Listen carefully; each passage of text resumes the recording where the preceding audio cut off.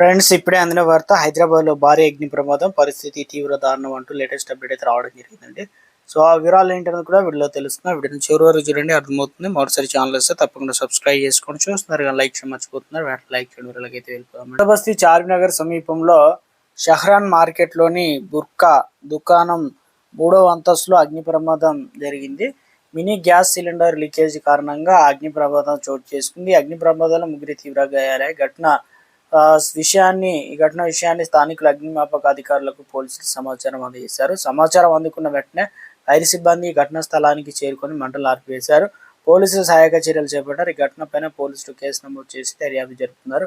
ఘటన ఎలా జరిగిందంటే, మీర్ చౌక్ పోలీసుల సమాచారం ప్రకారం చార్మినగర్ సమీపంలోని షహ్రాన్ మార్కెట్లో గల భవనం 3వ అంతస్తులో బుర్కా దుకాణాన్ని నిర్వహిస్తున్నారు.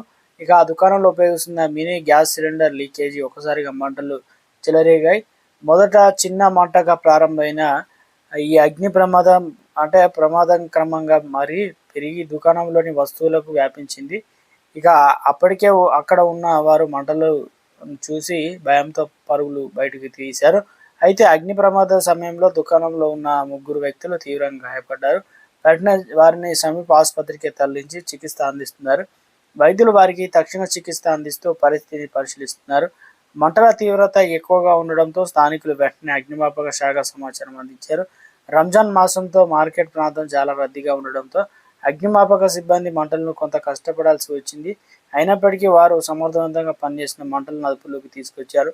దీంతో పెద్ద ప్రమాదమే తప్పిందని అధికారులు అయితే తెలిపారు. మీర్ చౌక్ పోలీసులకు సంబంధించి ఈ ఘటన మీర్ చౌక్ పోలీస్ స్టేషన్ పరిధిలో చోటు చేసుకుంది. సమాచారం అందుకున్న వెంటనే పోలీసులు సంఘటనా స్థలానికి చేరుకొని పరిస్థితిని సమీక్షించడం జరిగిందన్నమాట.